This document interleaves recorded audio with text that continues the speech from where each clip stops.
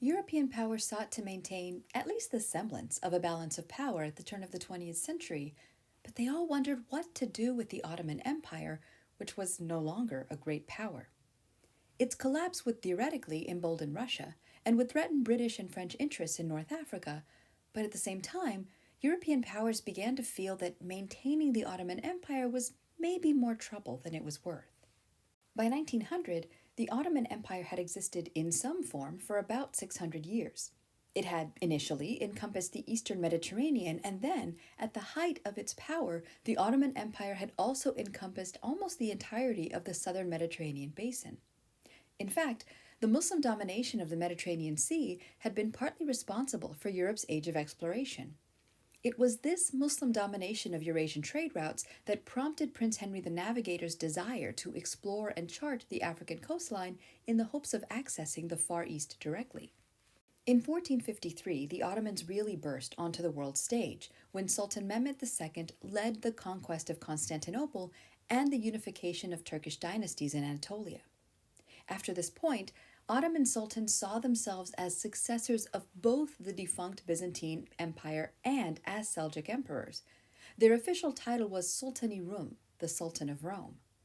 In addition to other changes, the Ottomans changed the name of Constantinople to Istanbul, transforming Byzantine churches into mosques and allowing for the freedom of religion to the Greek Orthodox as long as they paid the jizya, the traditional tax on non-Muslims.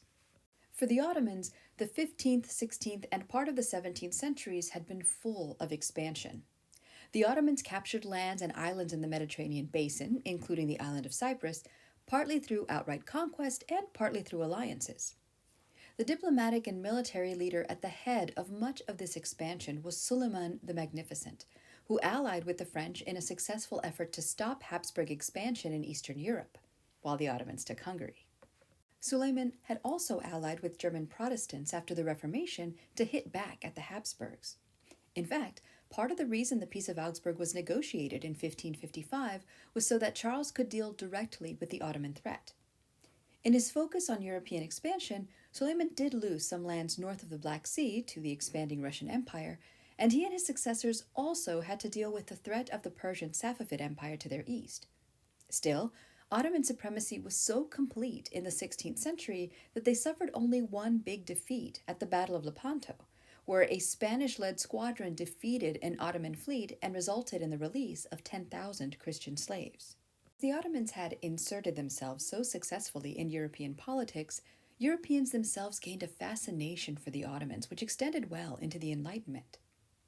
One of the biggest criticisms of the Ottomans, beside their Muslim faith, was the keeping of harems. For Europeans, the harem was the basis of Ottoman tyranny.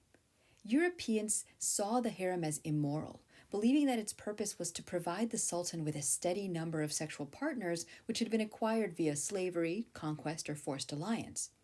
In reality, the word harem means sacred place or sanctuary in Arabic, and it referred in this context to the set of chambers occupied by all the women associated with the sultan's family, many of whom were proud to have an alliance with the Ottoman Sultan. Europeans also criticized Ottoman slave practices. Of course, Europeans had institutionalized slavery as well. Europeans practiced chattel slavery of African and indigenous peoples in the Americas. Nonetheless, Europeans believed that the Ottoman model was worse than theirs. Why? Well, it had to do with how the Ottomans acquired their slaves and how those slaves were used. The most visible slaves, but by no means the only slaves, in the Ottoman Empire were soldier slaves acquired through the system of devshirme, by which the Sultan's agents swept the provinces for Christian youths who were recruited into the imperial civil service and into the standing army. Recruitment through devshirme often meant social advancement, and even though the children were converted to Islam, many Christian parents came to prefer that their children be selected during devshirme so that those children could achieve higher social standing. The selected children were tested, and the brightest 10% entered the palace school where they were trained for the civil service. The strongest boys were sent to Turkish farms, where they acquired the toughness required for their service as janissaries, an elite army corps who played a central role in Ottoman military affairs. Despite their strong military, Ottoman expansion came to a standstill at the end of the 17th century.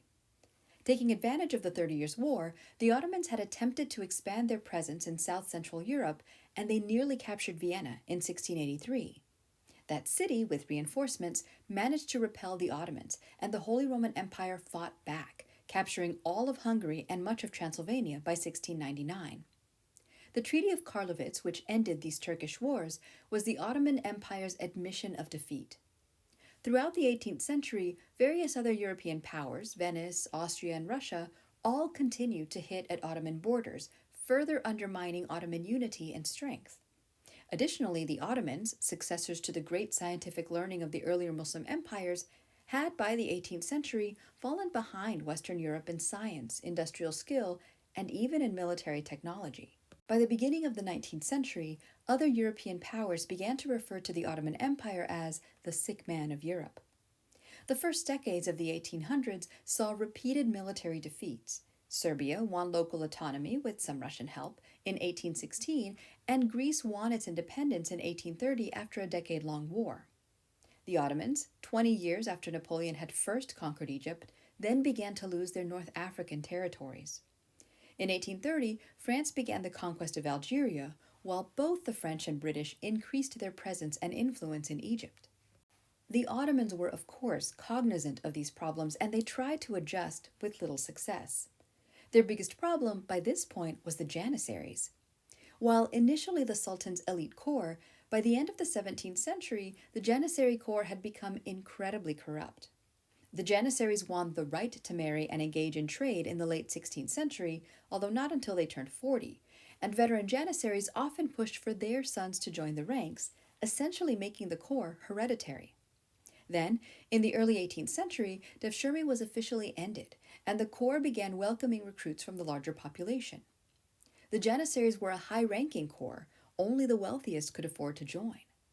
Some Janissaries grew so wealthy that they stopped their strict military training and began hiring others to go to war for them. At the turn of the 19th century, Sultan Selim III had tried to modernize the Janissary corps, in essence by reintegrating the Janissaries into the regular army. The Janissaries preferred not to be modernized, so they revolted against that sultan and executed him in 1807.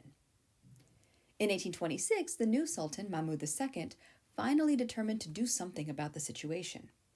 In an effort to modernize and adopt a more European military system, including adopting European weaponry, he began to hire soldiers for a new army, and he was willing to hire European gunners as well. Mahmud II informed the Janissaries, via fatwa, that he was organizing a new elite army, and they could either come in or stay out. The Janissaries, as Mahmud had predicted, mutinied, and the fighting spilled onto the streets of Istanbul. Although outnumbered by the Janissary corps, the Sultan's new elite cavalry met the Janissaries in battle. During the fighting, the Janissary barracks caught fire. Due to the conflagration and fighting, thousands of Janissaries were killed. In the aftermath of this Janissary revolt, known as the Auspicious Incident, the surviving leaders of the Janissaries were caught and executed, and their possessions were confiscated by the Sultan. The remaining soldiers, almost all young, were exiled or imprisoned, thus bringing a definitive end to the Janissary corps. The full destruction of the Janissaries thus allowed the sultans to build a new army, but it came a bit too late to stop the continued disintegration of the Ottoman Empire. In 1831, the Ottoman governor of Egypt, Muhammad Ali, led his French-trained forces to occupy Syria, poised to depose Mahmud II. The Sultan survived by begging the Europeans for help. Russia, Britain, and Austria accordingly forced Ali to stop his expansion, which he did, but when the Ottomans tried in 1839 to drive Ali out of Syria, European powers again intervened and, instead, the Ottomans were forced to recognize the virtual independence of Egypt. European powers continued to prop up the weakened Ottoman Empire through most of the 19th century, as the Crimean War demonstrates. The near collapse of the empire in the 1830s led liberal Ottoman statesmen to launch an era of reforms which lasted from that time until 1876 and resulted in a constitution and short-lived parliament. Known as Tanzimat, which translates to regulations or orders, these reforms were intended to remake the empire on a Western European model. Reforms called for the equality of Muslims, Christians, and Jews before the law. New commercial laws allowed free importation of foreign goods. Under British influence, slavery of all kinds was drastically curtailed. Tanzimat allowed partial economic, social, and political recovery, but it required a perfect collection of situations: a generation of well-trained and trustworthy officials, who didn't exist, a curtailment of nationalism among Christian subjects in the Balkans, which didn't stop, a curtailment of Western imperialism in the Balkans and the Middle East, which also didn't stop, and a true commitment to equality, which wasn't present. In other words, Tanzimat was kind of doomed to failure.